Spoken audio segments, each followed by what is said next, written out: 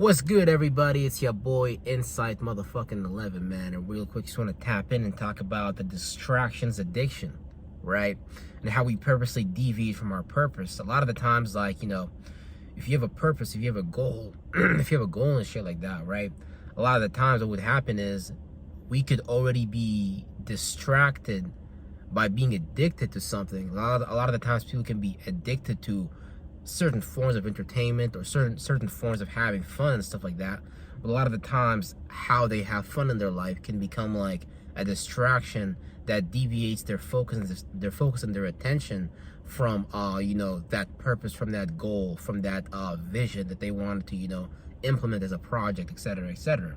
So this is going to be the distractions addiction, and how we purposely deviate from our purpose, right? Because a lot of the times, again, a lot of the times these distractions, these things, these ways we like to have fun, a lot of times these things can become things that we are addicted to, and ultimately plays out as a distraction addiction, because now we're addicted to something that's actually distracting us from the purpose that we're trying to like implement and shit like that, right? So check this out, right? Everyone has the ability to set a goal, right? Long-term or short-term.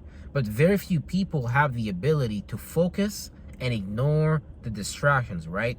It's easier to deviate back or find your way back into old habits and behaviors that may not necessarily align with that higher self, that new self-image, that new self that, a person may be trying to be and shit like that, right?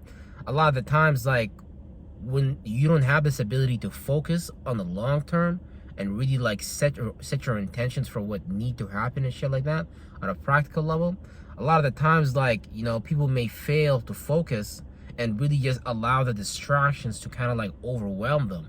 Because here's the thing though, the mind is going to be coming up with things to distract you.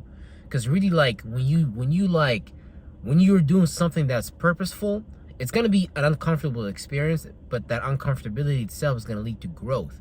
And the mind doesn't really want to be uncomfortable and shit like that, right? So what the mind's going to do is it's going to invent all these things on your mind that you got to do, aka it's going to come up with distractions and shit like that, so it can take you off course of whatever it is that you was trying to work on and shit like that, right? Because when you're working on something, your mind basically expands, right? Your spirit goes into that new space and you expand on that experience and shit like that, right? But a lot of the times, a person may find that uncomfortable, a person may find that like difficult and shit like that, right? So a person's mind was gonna deviate them back into whatever previous pattern they was engaged in, because that previous pattern is gonna be something that the mind is gonna be known to the mind, and it's going to be comfortable to the mind, meaning like it's not something that's uncomfortable to the mind, right? Because the mind because here's the thing, the mind naturally wants to seek the path of least resistance, meaning that if I don't gotta work hard, if I don't gotta do too much, if I don't gotta be uncomfortable, then that's the path that I'm gonna go down upon. And that's like the distraction addiction in a nutshell. The distraction addiction is really just the distractions addiction is really just like the path of least resistance and shit like that, right? Where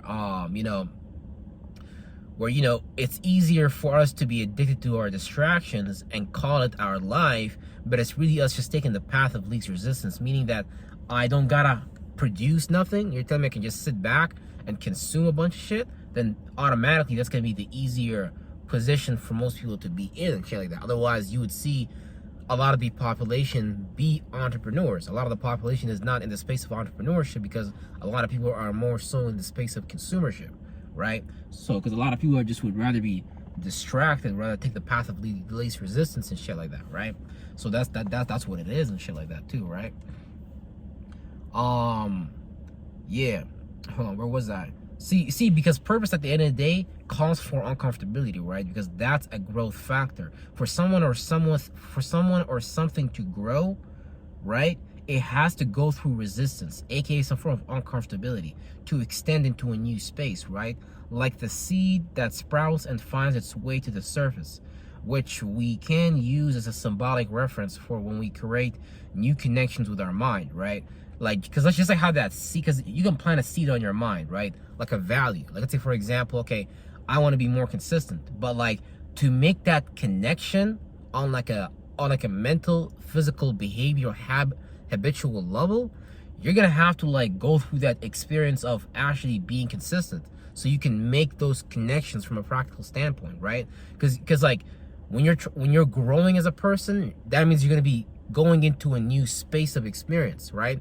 And a lot of the times, the mind doesn't like the unknown. The mind only likes what is known to it, what makes it feel comfortable and shit like that. So a lot of times, the mind doesn't want to go into a new space of experience because A, it's uncomfortable, and then B, it's unknown to it. So automatically, the mind is gonna want to take that, that path of least resistance, and the mind might even like, or that individual might cater to the distractions in their life just as a way to avoid doing their purpose. Because when you're talking about purpose, you're talking about a degree of uncomfortability, and you're talking about a degree of being able to deal with the unknown and shit like that, right?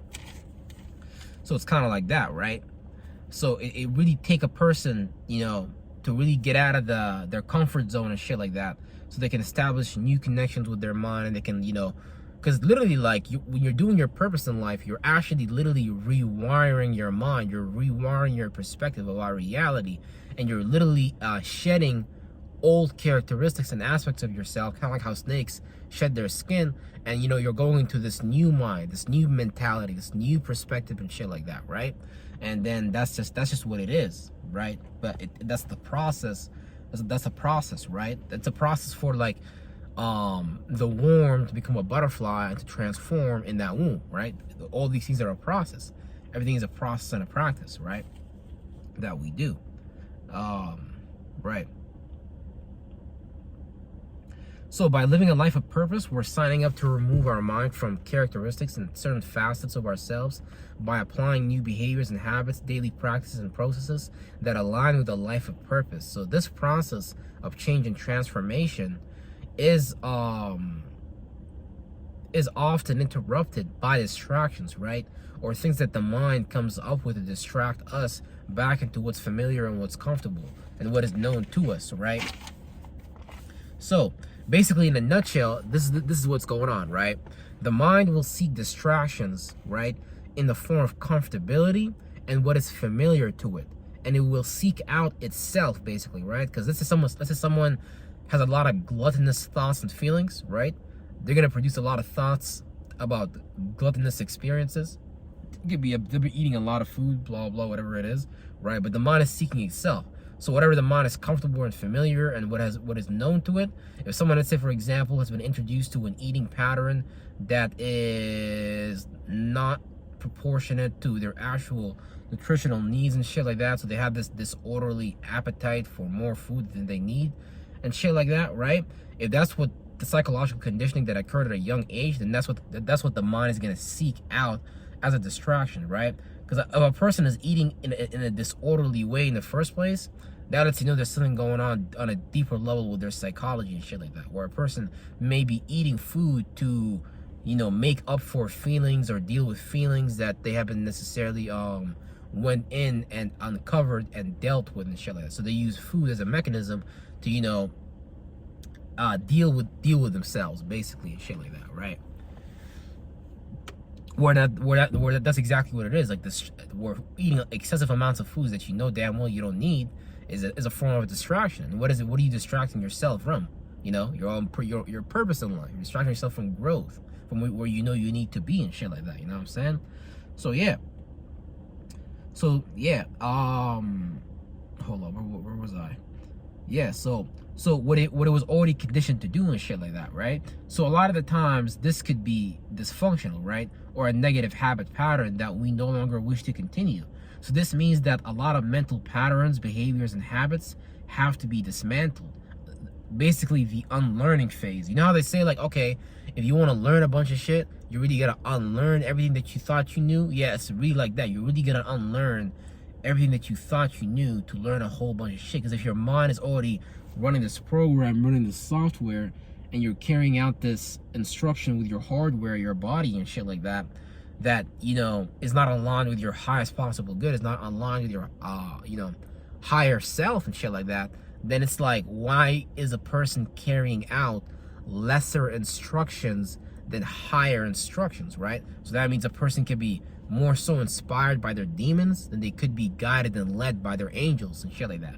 And what I mean by that is, a lot of the times people have these let's just say feelings, these desires and shit like that they can't get sometimes. A lot of the times that can make a person like insecure and shit like that about who they are and shit like that, right? Or like, you know, a person can hold on to this like perspective that is biased, that comes from a seed that is of a lower animalistic nature. So that seed end up developing and growing and becoming like a bunch of experiences, and they start to think that seed, that value that was planted maybe at a young age, whatever it was, right? It becomes like a whole set of characteristics. It becomes an experiences, and it becomes what a person believes they are, right? And shit like that. So you want to be able to keep those internal demons in check and shit like that. Preferably, you know, cut their head off, because a lot of the times these be like things that you don't necessarily need to carry with you. You know, insecurities, inabilities, you know, false perspective about ourselves that we carry around, you know, maybe from our childhood development, or, you know, some other area in our life that has influenced us, so we carry these things with us and shit like that, right? Yeah. So to learn something new, a lot of the times we have to unlearn to make space for something else, right?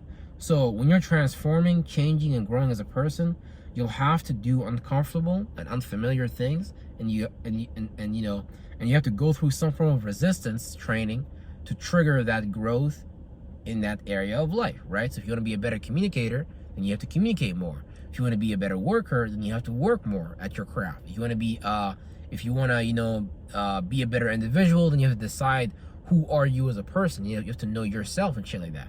You know, whatever area you can be better in your relationships, then hey, develop a greater relationship with yourself. You know, whatever it is that a person looks for growth in whatever area they want to develop growth in, you have to go into that area and be the reason why you grew in that area. Because no one's gonna hold your hand in life, like in school, or, you know, whatever it is, like life. This is real life and shit like that, right? Like you always was on your own. Like, yeah, there's a system that governs and shit like that, right? Educational system that governs, but at the end of the day, like, education itself is an industry. Education itself is like, you know, it's just like an industry pretty much, really. There's someone making money off of that, and, you know, I'm not gonna make you smarter than me, because then I can't make money off of the system, shit like that. So society's not designed to create a bunch of geniuses. No, society's designed to create a bunch of sheeps, right? So you got to know that ahead of time. But that doesn't mean school is bad.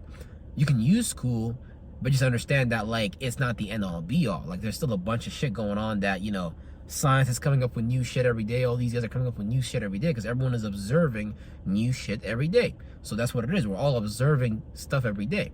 So if you're just observant, you'll be able to pick up on the same stuff NASA is talking about. You'll be able to pick up on the same shit,